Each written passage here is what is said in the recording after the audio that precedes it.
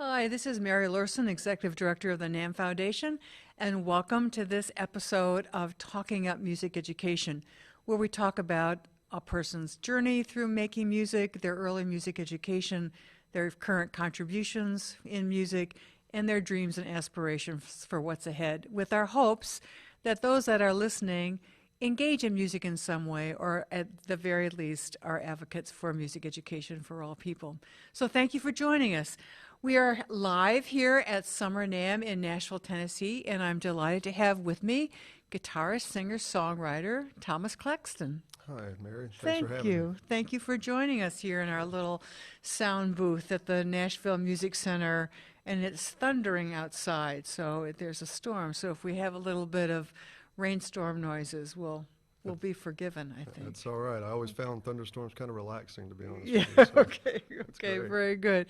Well, Thomas, we always start our podcasts with musicians of all types, from opera singers to singer-songwriters to band arrangers to classical pianists. And we always ask the same question to start our podcast. What is your musical story? When did you start music? Where did you start, and as a child? Because so much of what our podcast and our effort at the NAMM Foundation is about is making sure that every child has the chance to learn music, and we learn about this from the stories of other people. So when did you start, and what type of opportunity did you have early on in your life?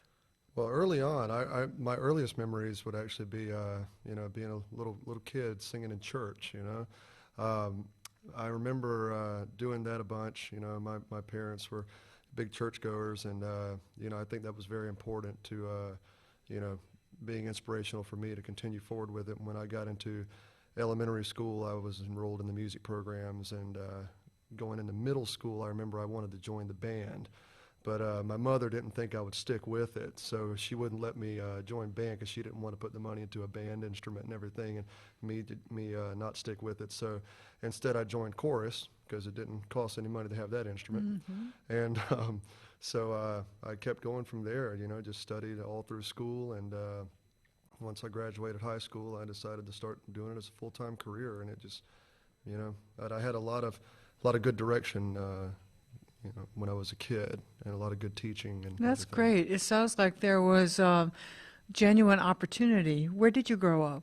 Was in the Georgia area? Yeah. I was adopted in Florida, but ever since I was 2 days old, I've been about an hour outside of Savannah, Georgia. So oh, wow. Little tiny town called Guyton. And there was, obviously, there was a music education program that offered a band opportunity.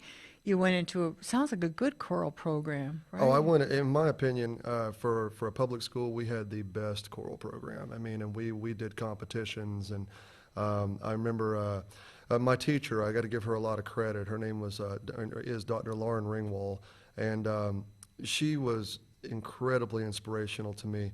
It was really funny because I was a little mischievous kid who used to get put in the hallway a lot in the middle school, but once I got into high school, it really kind of took off, and once I kind of understood what was going on, I became part of the team and everything, and it was nice to be part of something like that, because I remember that chorus.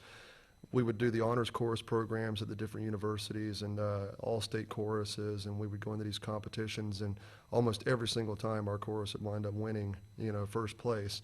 And we prided ourselves in we prided ourselves in going above the status quo for public school choruses, and it wasn't just a class that you took because you had to take a class. If you were in that class, you wanted to be in it, and if she didn't feel like you were ready to be a team player for that chorus, she would recommend that you get put into a different class. Mm-hmm. So it was a very tight unit, and that class really became a family in a lot of ways. It was very different. The ensembles in the high schools do. I mean, it's Absolutely. Just everybody's really watching out for each other. Oh, right? Sure. Yeah. And she and I, my teacher and I, we still talk to this day. So, she's been like a lifelong mentor to me, and it had to be the music teacher to do that. The influence, yeah. And when there is an opportunity to work with someone that has high standards. Right? Oh, absolutely. Relentlessly high standards. That's right? right. For kids that are all over the map because they're teenagers, and someone that's holding them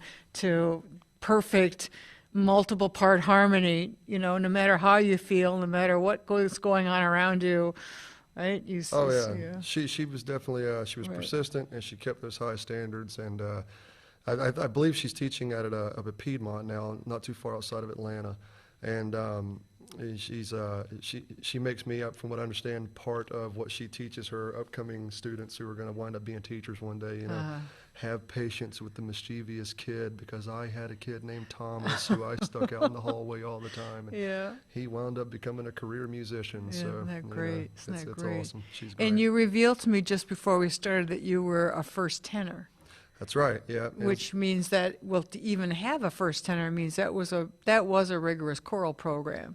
Oh yeah. Did you do a cappella? And That's some. It was all a cappella when we were doing that. I mean, she gave me a few solo parts here and there, and it was very, very detailed. I mean, there was first sopranos, second sopranos. I mean, right on down. She would literally break it down to very detailed parts, that you just don't see happening in a lot of cases. And most of the time you go into a chorus like that, and you'll see the baritone, the tenor, the alto, soprano, and they don't really get split up like that. No, that too was often. a very sophisticated program. For sure. Right. And if you were first tenor, as I also was teasing you a little bit, you were a very important part of her ensemble as well. To have a hopefully. First tenor, first tenors, yeah, that's great.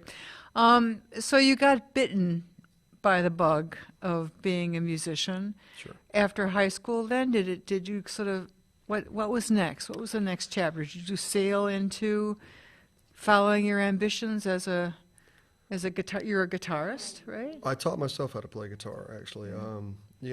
I studied music theory and did all that, and so I kind of put two and two together. I wish I'd have had some better training on the guitar, but from the stage that I was at right at that moment, coming out of high school, I actually got started playing music professionally while I was in high school, and I was probably about the 11th grade when I played my first solo acoustic show anywhere, and I'll call it a gig, but anyways, the thing was, I couldn't think of anything else that I should be doing. You get to that phase when you're in high school, and it's like, okay, what's next? Where am I going to take my life? And I don't think there's any other thing I really am meant to do besides music in some way, shape, or form. And I don't mean to put that into one category either. I take my music career and I do things from promotion all the way to big events and things like that, and as well as performing. So, and songwriting, production, all that stuff. I enjoy it. Yeah, organizer. Right. But in some way, shape, or form, it all involves music. And one day when music's wrapping up for me, who knows? But I remember my first gig was at a little coffee shop in the Savannah Mall, and I was like I said, in 11th grade in high school, and I never got paid anything to do it. It was just something I would do after school and go out and play these gigs, and that was very important to me because of the fact that it got me, used to playing in front of people. And I didn't mind, the shoppers would come in and have a cup of coffee and sit and listen to some acoustic music and leave. And I did that for 2 years and never got paid anything for it. Coffee, though, right? Coffee, yeah, they give me some coffee. They gave you some coffee, yeah, right? Of course. My parents didn't probably want me drinking coffee as a high school student, but, whatever, it worked. And, from there, I remember anybody who knows anything about Savannah, Georgia knows it's a big tourist town, and lots of partying and stuff like that, so I wandered down to the historic area of River Street after that and went into a venue called the Bayou Cafe, and I spoke to the guy behind the bar. Didn't know he was the owner, and he was a great guy. He's still a great dude. He was there, and I said, hey, I play music, green as grass. I didn't know what I was talking about, and didn't know how to go about getting this thing. And I said, I play music, and is there any way I could perform for your venue? And he goes, well, you got your guitar? I said, yes, sir, it's out in the car. Well, shut up and go get it and start playing. And I mean, it was like 3 o'clock in the afternoon, so there was nobody on the stage. So I ran out there and grabbed it and started playing, and played for about 2 hours. And he looked at me and said, all right, you're not bad. All right, call me tomorrow. And that's where I started getting paid to play music. Well, that was the combination of a real determination and a lucky break, wasn't it? Yeah, yeah. I mean, you know, you went, if you hadn't asked the question, right? well, that's I the thing play about music, me. can I play here? Exactly. I I'm play very music, can I direct. play here? You know, if I want to know something, I don't feel like there's any better way to know than to ask a question. And I usually don't hesitate to find out. And, you know, some people would think, you know, well, you're not there yet, but how do you know? You know, you just got So- to ask. So was that kind of the launch pad then? Was that that was the official beginning? Because you've done so many things since then. And I'd love Yeah. to, what are some of the highlights of what you've been able to do over the last several years? Well, the last several years have been really exciting. I remember back in 2008 was the first time I actually got to do a really huge level show, and that's the point where I consider, you know, I always consider gigs and shows two different things. I hate when people say I'm playing a show and they're just sitting in the bar. That's not the same thing. A show is very different, and there was a tour that was very short-lived, and Chuck Negron from Three Dog Night was the featured singer for the show, and I got hired on as the musical director, or the vocal director, should I say, for the tour and as a backing vocalist for it. So it was my job to, you know, actually go through and work out all the parts that every singer on the tour was supposed to be singing. Music theory came in really handy, Yeah, right? it really did. It helped Right. out a lot, you know. And all the singers on the tour were very cool. They were very nice people. Chuck himself was an incredibly nice guy. I remember we were having a rehearsal with him one day, and one of the pieces in one of those old Three Dog Night songs, I think it was Eli's Coming, kept getting screwed up in the middle of it, and it kept stopping halfway through the song, and everybody was getting irritated, and Chuck's, you know, and finally he looks over at me and he goes, "For crying out loud, tell them what's wrong." And I was like, well, it ain't them, Chuck. Oh, one of those moments. Yeah. Yeah. So, Right. but you know, it was a really simple thing. But you know, being a young kid at the time, you know, I was nervous and I didn't know what in the world to do. But and that tour didn't last but a handful of weeks. It kind of fell apart quickly. But I got to play some great arenas along the way, and did the Amway Arena in Orlando. But the problem with, it's not a problem, but I wouldn't say, but the thing about something like that is when you get a taste for those big venues and that big production, it never goes away. So it's like, it's a blessing and a curse, because one second you're playing in front of 15,000 people, next second you're back in the shoebox playing on a tiny stage in a corner. And but I'm really thankful for all of that stuff. You know, everybody asks me all the time why I don't go off and try out for one of these reality shows or whatnot, you know. And I really don't have much of an interest in it. I tried it one time, and I saw kind of what it was all about, and I see the value of the way I'm coming up in the business, you know, and I don't think a lot of people really appreciate coming up in the grassroots of it and paying your dues, so to speak, and Yeah, working these venues hours at five nights a week. I would say it might feel like that, but I think there's a lot of appreciation for that. I would hope so. Because I think that's the real way. Yeah, I think so personally. I think that's the, you know, the every musician that we've had conversation with on this little program, Trucking at Music Education, is doing that. Well, see, to me, It's a combination of, as you said, the big shows, the big names. You're a journeyman. We're journeyman artists, journeyman singer-songwriters. You know, Sure.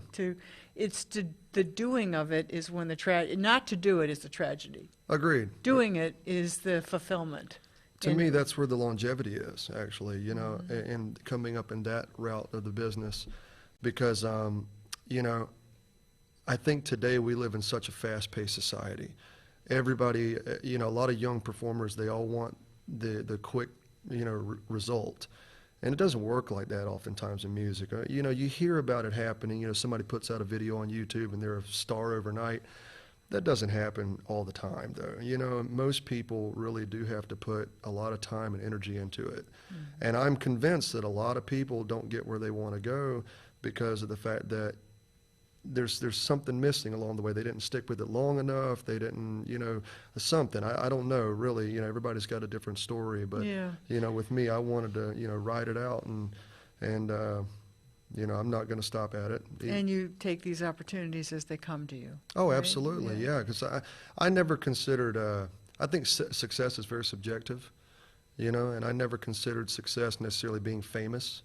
I just want to be able to, make a good living playing music and pay my bills and meet a lot of great people. And do the work. Do the work. That's what I So enjoy. let's talk more about the work. You when did the songwriting become a part of what you love to do and be part of your identity as a musician? Was that early also? It was.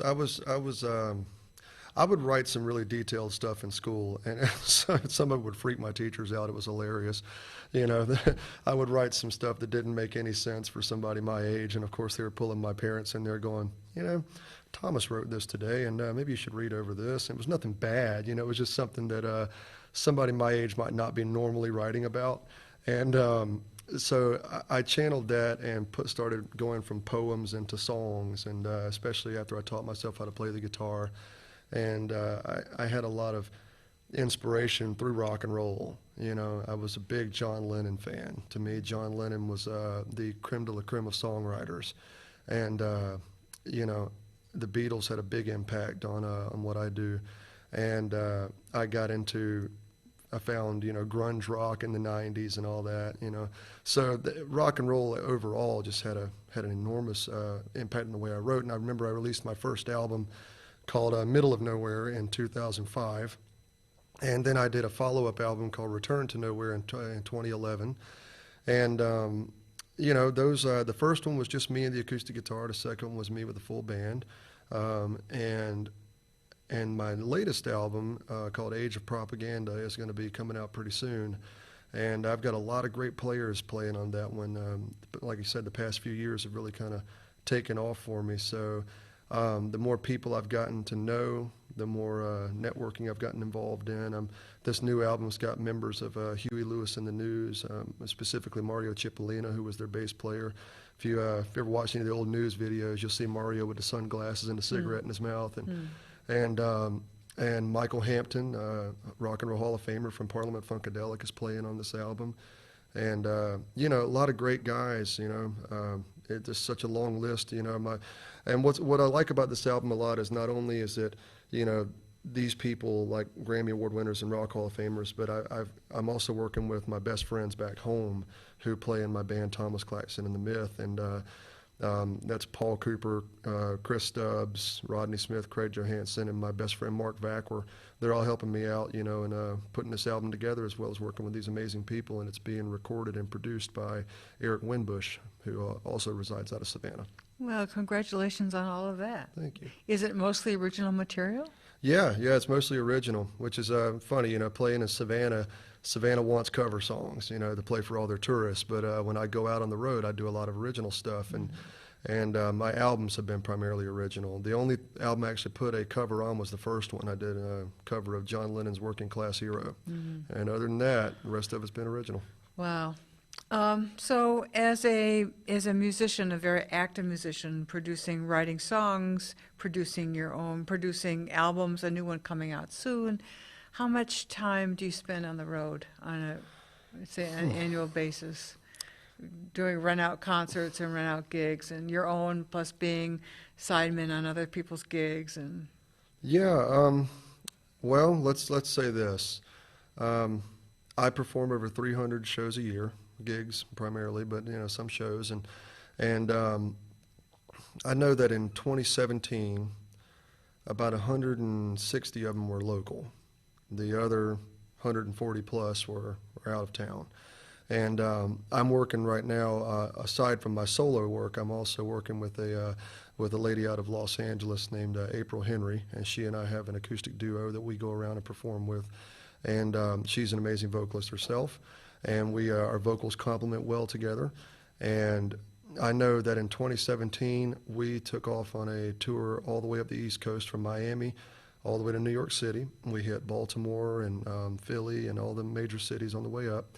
And then we went on another one from Houston, Texas, all the way up to Anchorage, Alaska. We did Houston, Dallas, Palm Springs, San Francisco, Vancouver, British Columbia, and Anchorage. And then, you know, a lot of that stuff I've been doing a lot of gigs here in New York City and Los Angeles. So I enjoy the traveling aspect of it. You know, to me, it's very important. If you want to be seen, you got to get out of your element. Mm-hmm. And while I respect and really love my element, you know, because I told you earlier, you know, when the chaos is done, I like to retreat back to my cave and get my quiet time and everything. But I love seeing things, and I'll never forget walking into the sequoia forest in California and seeing those huge trees and things, stuff I'd never see if I wouldn't have left home. Right. Well, also, it's what a musician needs to be doing. Absolutely. Because you know, your work needs to go out to reach the audience. For sure. And touch the audience, right? Yeah. That's part of it.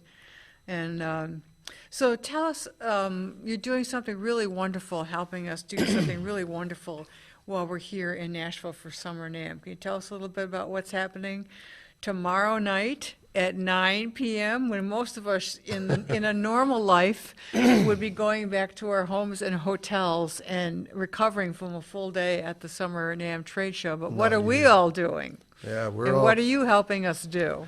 Well, you know, at the first part of the year, I was thinking about, because like I said, I work for a lot of hard rock cafes, and hard rocks have been great to me over the years.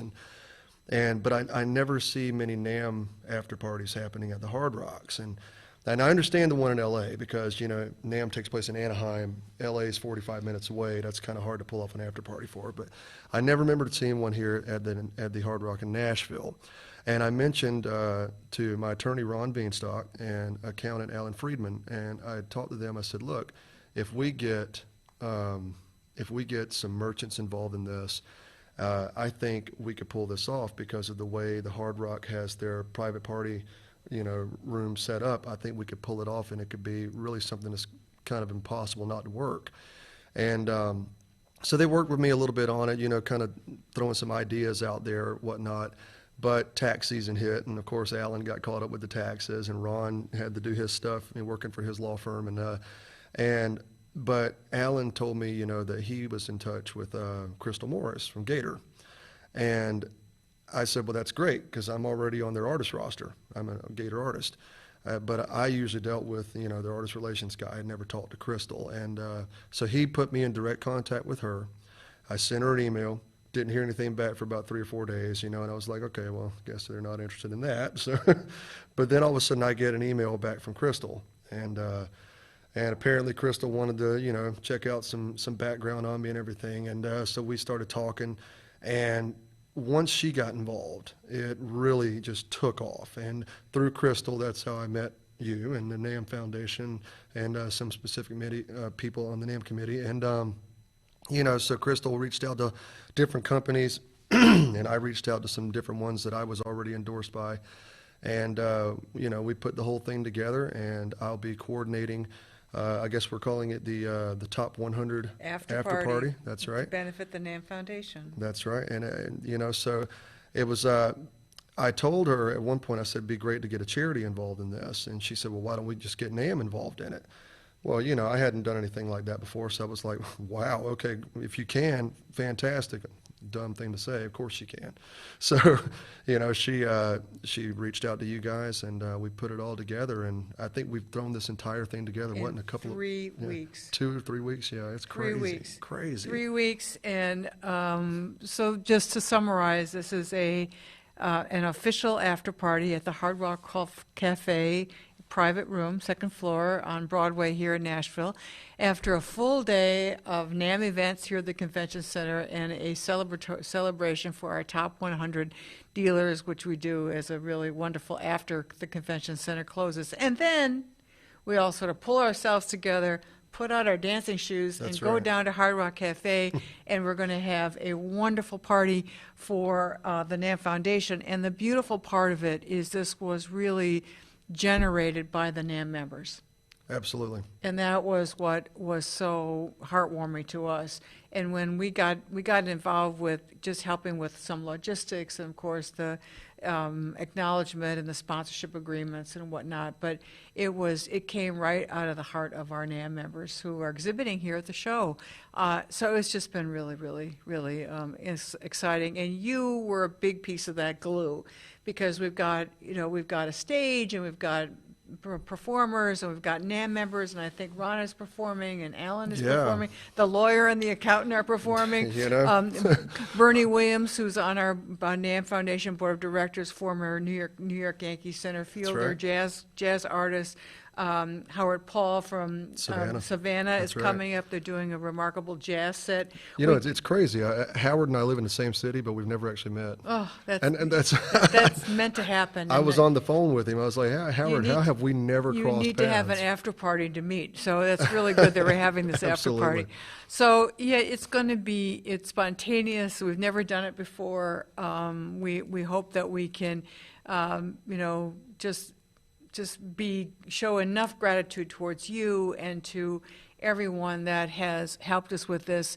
And there's already a lot of glimmers in people's eyes that we want to do it again, and absolutely involve a lot of people. The fact that we have a lot of NAMM professional musicians like yourself are playing and are fronting the bands and are organizing, but then we have a lot of NAMM members sitting in our own NAMM. Joe Lamont, President and CEO of NAMM, is going to play. For sure. Bernie's going to play, as I mentioned, and that represents such the spirit of NAMM. Absolutely. And Zach Phillips. And Zach Phillips, our head of and professional I believe development. Derek also. Yes, yeah. Oh, yeah. Great! I didn't know Derek was going to play. That's from what I've been told. Wow. I never actually spoke our with Derek. Comptroller. That's right. So yeah, I mean, a lot of great players are going to be at this thing, and I know Nicholas Wells is coming down from New York. As Nicholas played with Five for Fighting for a little while, and he's done some great gigs up in New York, and we got Dante Palmentieri, who's Chaz and Jonna Palmentieri's son. He's going to be coming down to perform for it. I believe Harvey Levy is also going to be playing a tune for us. Yeah. So I think Harvey's got this great tune that he sent to me called "Tyranny of Love," I believe it's called, and he just, that's the only song he wants to play. He was like, "I just want to do one song." I said, "That's cool with me, man. No problem. Whatever you want to do." And I think we're going to have an open jam at the end of the night for anybody in the crowd who wants to come up and jam. I probably won't be there at the open jam. You're not going to be there till 1 a.m.? No, I'm not. I have two board meetings the next morning. She'll be there. Not the open jam. I would say I would only stay if I could sing or bring my ukulele and play. But next year, I need a year. Okay. I need a year to plan. Just 1 year. Next year, you're on that stage. Right. So Thomas, we want you to play a little bit for us. Can you do that? And can you tell us what you're going to play and sing? You're going to sing for us? Sure. Tell us what it is, and take a sip of water. Do whatever you need to get yourself organized. This song here that I think I'll do is I didn't know I was going to be playing until about 30 minutes ago. I know, but that's what we like to do here in Talking at Music Education. We like to be very spontaneous. Yeah, for sure, and that's great. So this song actually won an IMC award in Los Angeles for Best Alternative Artist and Best Rock Artist in the 2017 IMCs. Congratulations! Yeah, how wonderful! And the music video has been directed and produced by Miss Jonna Palmentieri, and that's up in New York. So I just got finished with the music video. I'm going to be releasing that out to the public very soon. Great. Yep. Great. So the song is called "Maybe I'm Crazy." Depending on who you ask, that might be true.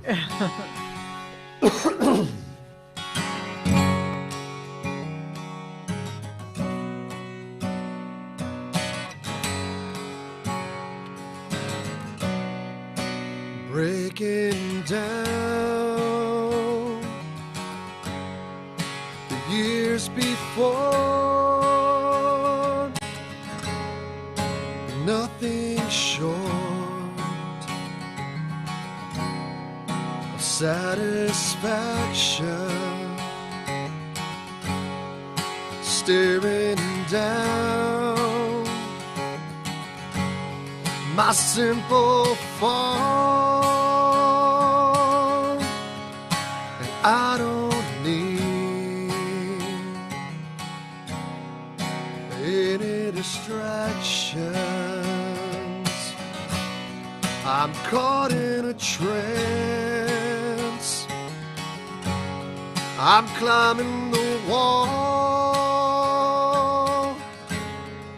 but I'm coming down, not to be useless. Threw it away. I'm feeling enslaved in my mind. Can I get through this? I think I'm seeing what I've been feeling, looking at me, never ending. You're on the outside, looking in.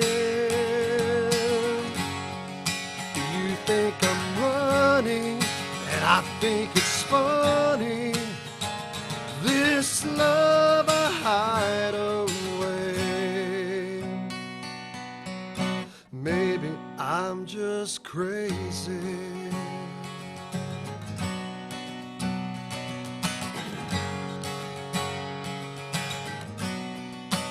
Needless to say, my road never turned.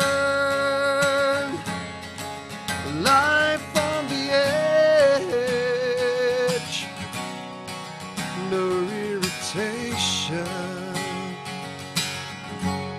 I'm keeping the course, the time flying by.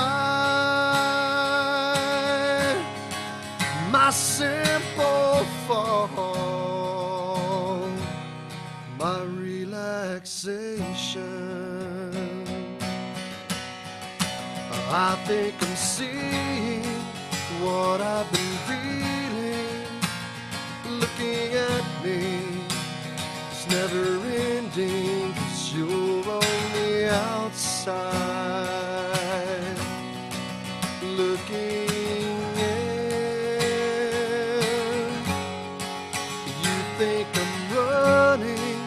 I think it's funny, this love I hide away. Maybe I'm just crazy, a little crazy, oh so crazy.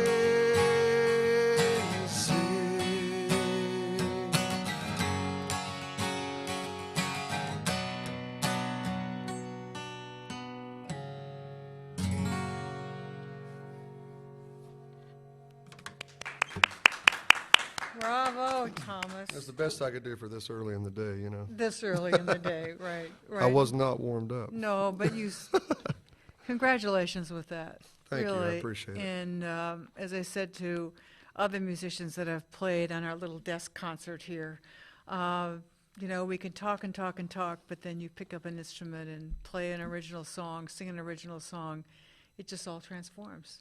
Oh, no, absolutely. Right? It's absolutely. all transforms. It's what this is all about, right? Yeah, I try not to think too much when writing songs, you know.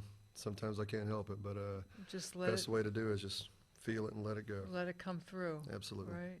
So I'm delighted to be with Thomas Claxton here, a wonderful guitarist, singer, songwriter, who's spending a enriched life as a professional musician, doing a variety of things. We wish you so much luck with the launch of your music video. That's of this song, Yep. right? Coming That's out right. soon. Should we watch for it from your website? How can people be in touch with you? How can they follow your work and doing what you participate with what you do? Go to thomasclaxton.com. That's the best way, the official website.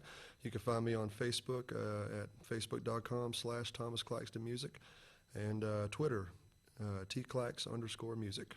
Find me on there, and that's got all my schedule, sound clips and everything, and different places I'll be at. And we'll wait for the launch of your next album. That's right. That'll be coming up very soon. Very soon. Great. And we thank you for joining us. We thank our wonderful friends at EnterTalk Radio for hosting us at Facebook Live, and for you being with us for Talking Up Music Education, a podcast of the NAMM Foundation.